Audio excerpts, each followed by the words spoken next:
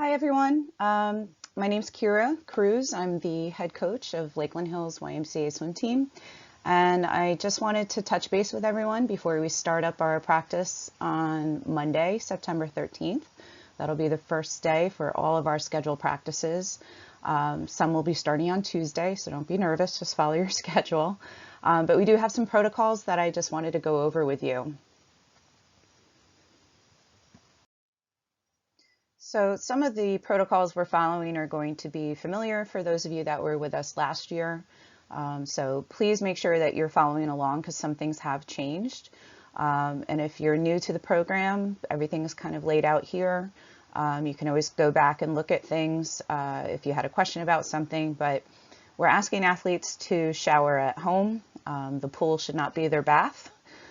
So please don't come in with heavy makeup and hair product. That should all be washed off at home. Use the restroom at home.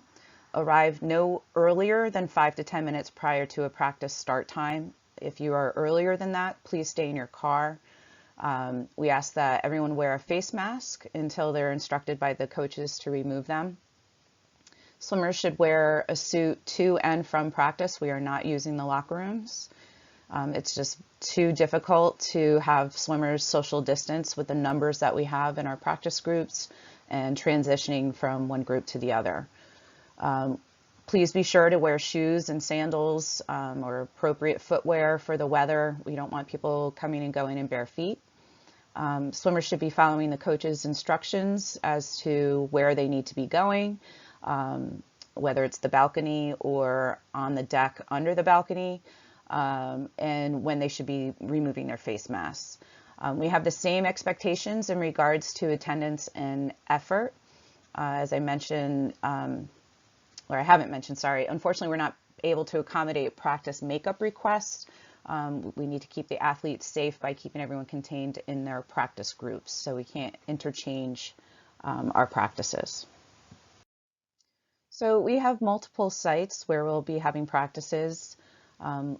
Of course, at Lakeland Hills Y, there will be Drew University and the Craig School.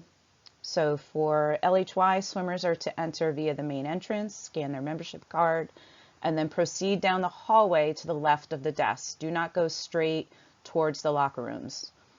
They'll be either going to the balcony or on the deck under the balcony with their bags. They get ready for practice, so disrobe to their swimsuit. Keep their mask on until the coaches tell them it's time to line up. When they're done with practice, they're going to dry off quickly, put their mask on immediately, and then get dressed, and dry off first and then get dressed. And then they're going to exit the Y through the rear stairwell in the back parking lot. And for those of you that were with us last year, that's the one that we used for swim team entrance and exit. So we'll have one way in through the main entrance and then out through the rear stairwell. So if you are driving your child or children, you drop them off in the front and then you can pick them up in the back of the facility. For Drew University practices, they're going to enter through the side door, which is at the end of the long windows that we had to the right of the main entrance. They need to spread out around the pool on the bleachers that they have provided. Get ready for practice, but keep the mask on until the coaches instruct them to line up. After practice, same thing, dry off quickly, mask up and get dressed, and they'll exit the facility through the main entrance lobby area of the facility. For the Craig School, swimmers will be entering the building and proceed directly to the pool area through the pool door that is right off the deck. If you are the second practice at the Craig School, swimmers will put their bags on the main level and wait for the first group to exit the building before being invited into the pool area by the coach. They should be getting ready, but keep their mask on until the coaches instruct the swimmers to line up in the pool area. And same thing, after practice, dry off quickly, put their mask on, and get dressed. They'll exit the facility through the same door that they entered. And I'll have a map to show everybody all of these things. And of course, just as a reminder, just as everyone has been doing for the past year and a half, anyone that is sick or may have suspected that they have COVID-19, they should stay home. And if there's anyone in the household that has been in close contact, they should also stay home. We just want to keep everyone safe. So here's the pool diagram, bird's eye view. This is Fanny Road up here. So you can drop off at the upper lot and the swimmers can go down the steps and into the main entrance, or you can swing around and drop off right at the door. If you are staying, we ask that you go in the back and park here, because at door 9, the swimmers will be coming out of the facility. So please don't forget to have your membership card ready and have that scanned at the entrance of the Y. Okay, so this is the Craig School Wilson building. This is the boulevard, the main avenue through Mountain Lakes. You're going to turn onto Tower Hill, follow that all the way up. Take your first right into the parking lot. And the swimmers are going to enter this building down a set of stairs. I'll have another picture to show you in a second. We ask that the parents park in the lots. Please do not just loiter not in a space. If this is full, there is parking across the street at the Island Beach parking lot. So swimmers will go down the steps, enter. We do ask that parents of our super squatters please stay on site in case there's an illness or any kind of situation. It's best that you are nearby.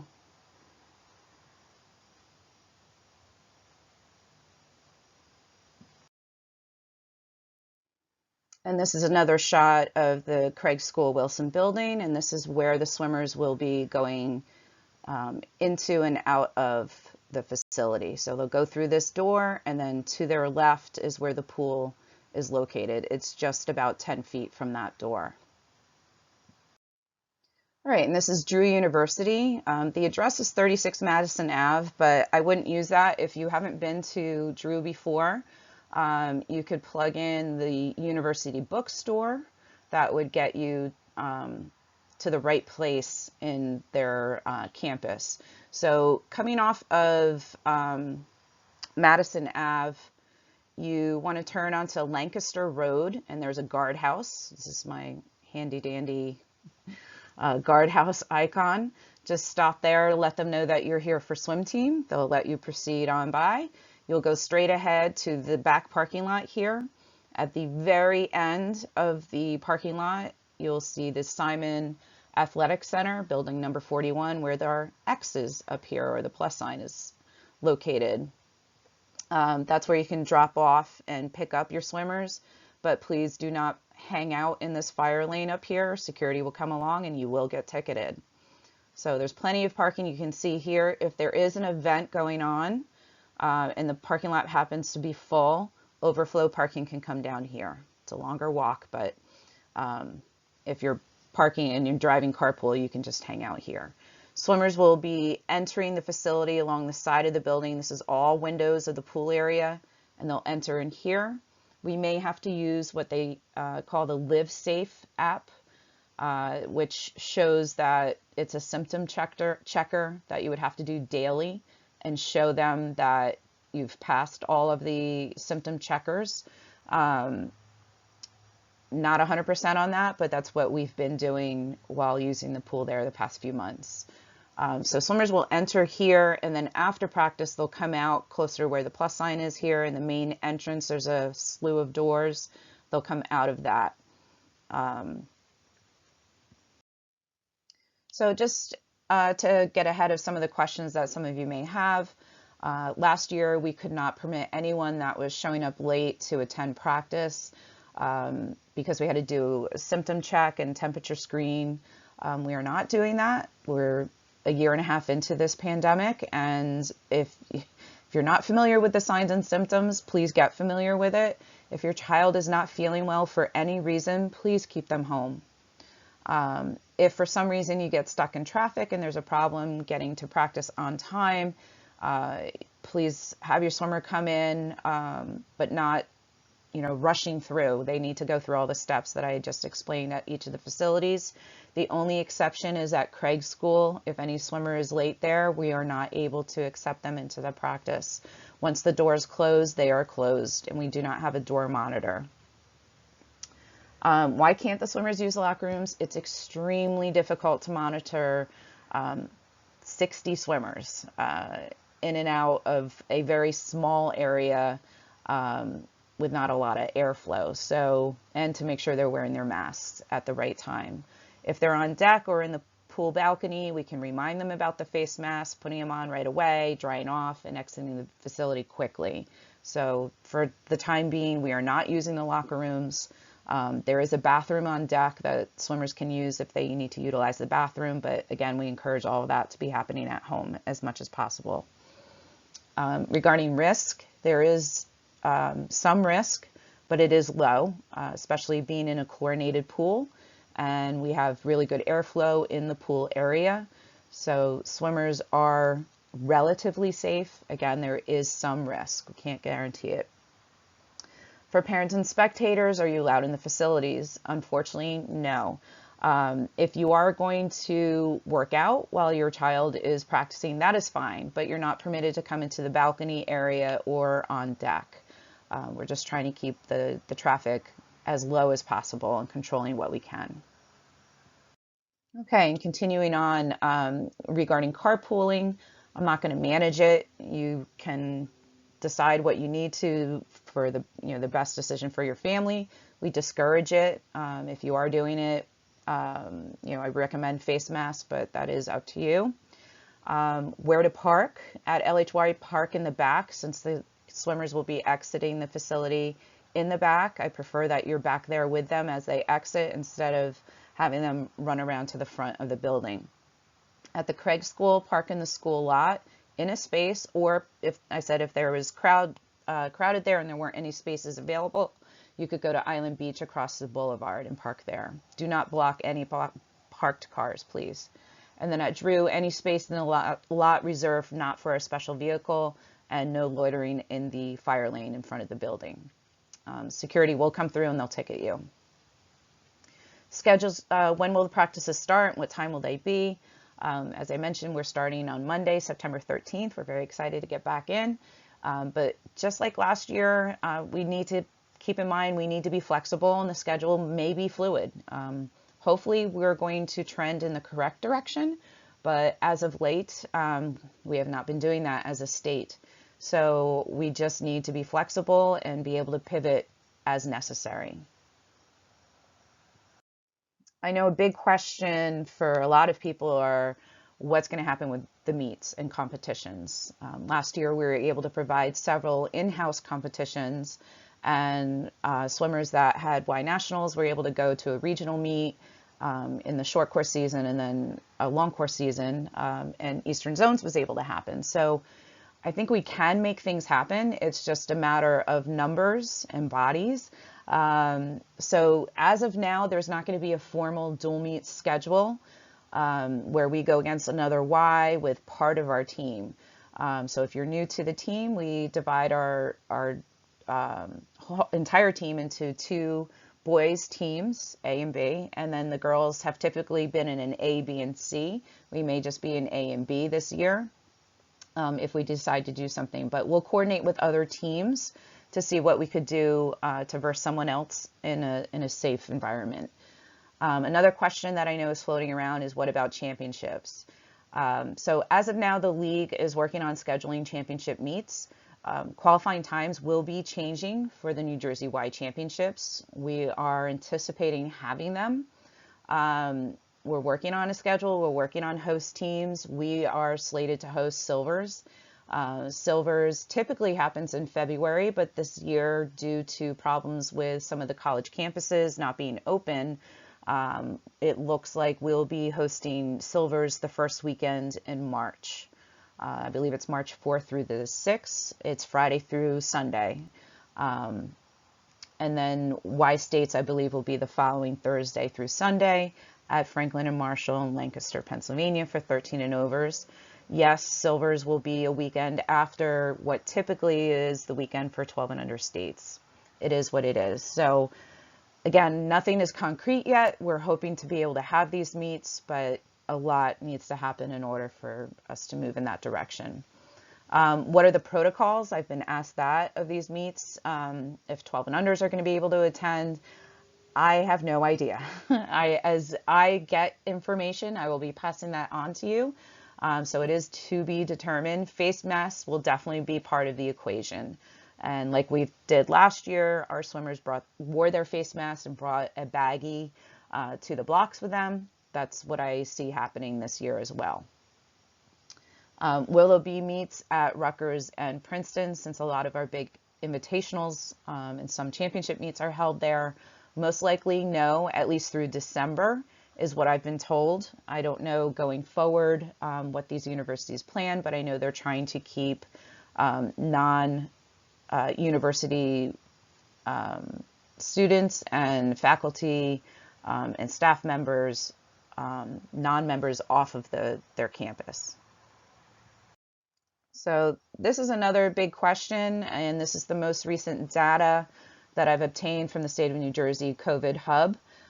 If your child was potentially exposed to COVID, what should you do? Or if you were potentially exposed to COVID, according to the New Jersey site, for fully vaccinated individuals, no need to quarantine after having close contact with someone with COVID, as long as you remain without symptoms. You do not need to quarantine or get tested before or after domestic travel. That has changed as well. There's no limitations on travel, but if you are traveling internationally, there is going to be some protocols regarding that. You do not need to wear masks at small private gatherings, such as your home with family and friends, and you do not need to wear masks outdoors. So they are suggesting vaccinated as well as unvaccinated to wear masks indoors just to increase the protection. So if your child is 12 and older and they are vaccinated, they will need to wear a mask. So as I find more information out, as things change, and again, hopefully in the right direction, I will be passing that along to you. And lastly, we're excited to return to a more normal schedule. We have more pool time this year, but we're not going to be able to do dry land together as a team. Unfortunately, we have to utilize the balcony space and the deck space to accommodate the swimmers coming and going. The other areas of the Y do not permit us to take over and utilize those areas. So we are coming up with a plan B, and I have something in the works for those groups that had dry land. I just wanted to remind everybody, we are going to be following the guidelines suggested by the CDC, New Jersey Department of Health, USA Swimming, and the YMCA for the safety of all of our swimmers and staff. So we just ask that you discuss the following with your children, that it's important to limit touch points, including teammates, especially with the younger ones that are very happy to see other people, hands to themselves. Practice social distancing. Everyone's gotten really good about that. They need to wear a cloth face mask. Face shields are not permitted alone. If you want to have a face mask and a shield over top, that's okay, but not a face shield by itself. And just remind them to sanitize or wash their hands with soap and water often throughout the day and at home. So as long as everyone's following the guidelines, I feel we'll be safe like we were last year.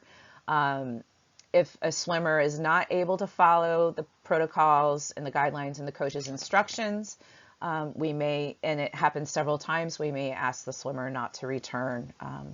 Again, putting safety as a huge priority as we're going forward. So that's all I wanted to touch upon.